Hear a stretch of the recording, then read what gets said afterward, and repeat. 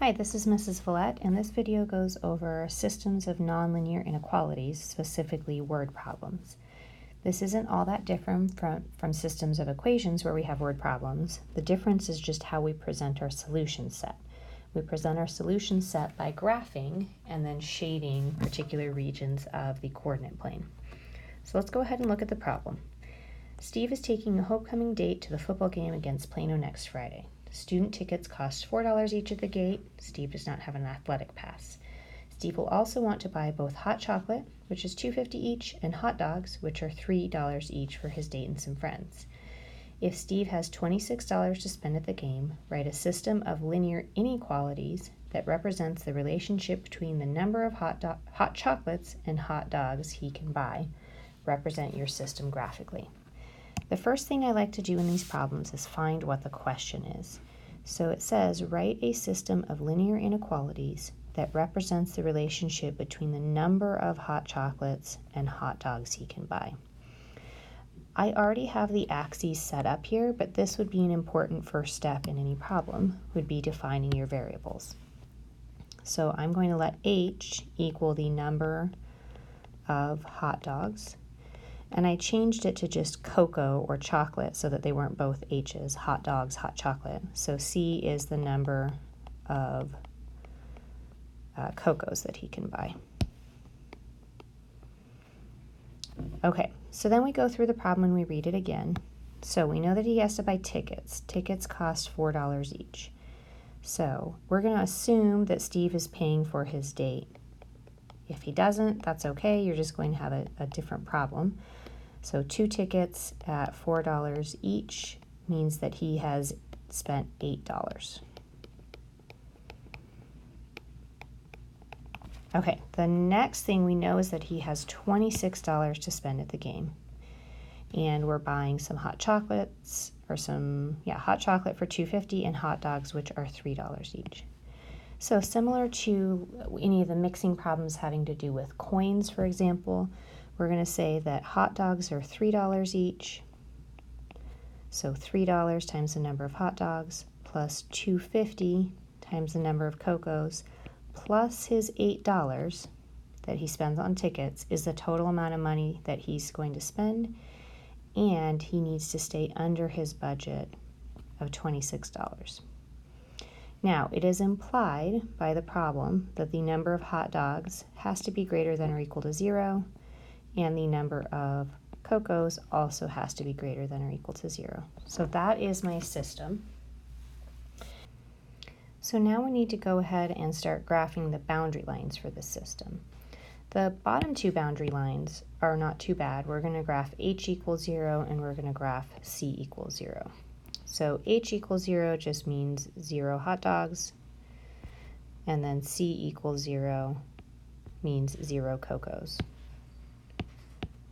So that's just this horizontal line right here.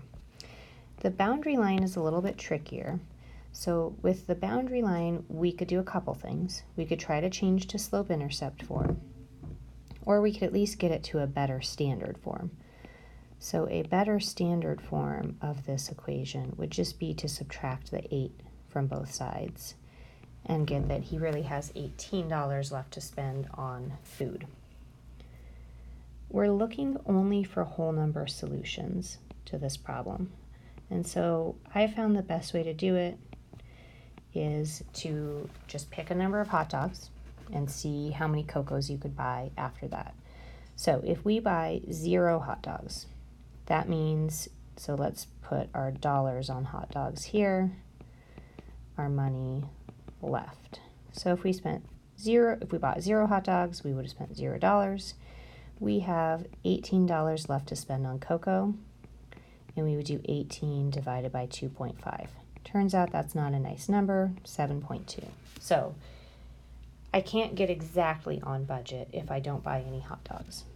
If I buy 1 hot dog, that means we've spent $3 on hot dogs, and we have $15 left. If we do 15 divided by 2.5, that is a nice number, that's 6. If we buy 2 hot dogs, then we've spent $6 on hot dogs. We have $12 left, I can already see that 12 divided by 2.5 is not going to be a whole number, so I won't do that. If I buy 3 hot dogs, that's $9, which leaves us with $9. Again, not a whole number if I do 9 divided by 2.5. Okay, if we buy 4 hot dogs, that's $12, which leaves us with $6. And then 6 divided by 2.5, not a whole number. 5 hot dogs is $15, which leaves us with $3, which means we can buy a hot cocoa, but we're going to have some change left over. And then our last option is 6 hot dogs at $18 each, leaves me $0, so I can buy 0 hot cocos. Just for our purposes, I'm going to graph the whole number ones. So 1, 6, and 6, 0 are my only integer solutions. So we have 1 hot dog and 6 cocos. If we just scale by ones here, oops, that's not what I wanted to do. 5. Okay, so 1, 6 is right there. Or we can do 6 hot dogs and no cocos, which is right there. We can also sort of mark where we think the 0, 7.2 is, and then we go ahead and we connect those with a straight line. Now Steve needs to stay under budget, so that means that we need to shade all of this region in here. Logically, it should make sense that that should make him under budget. If you can't see why we need to shade below, then you could always change your line into slope-intercept form.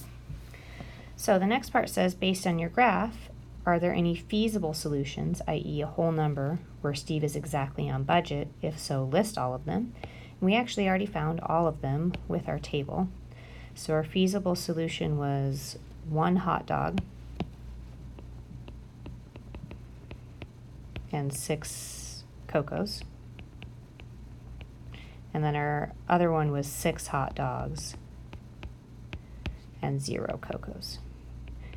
And we can kind of see that those are the only 2 that fit right on the corner. This one looks pretty close, but it's a little bit below. Definitely not on a corner, not on a corner, not on a corner, and so on.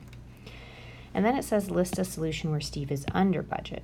Under budget would just mean being somewhere in here. So there are lots of solutions where Steve is under budget. So really anything, any one of these would work.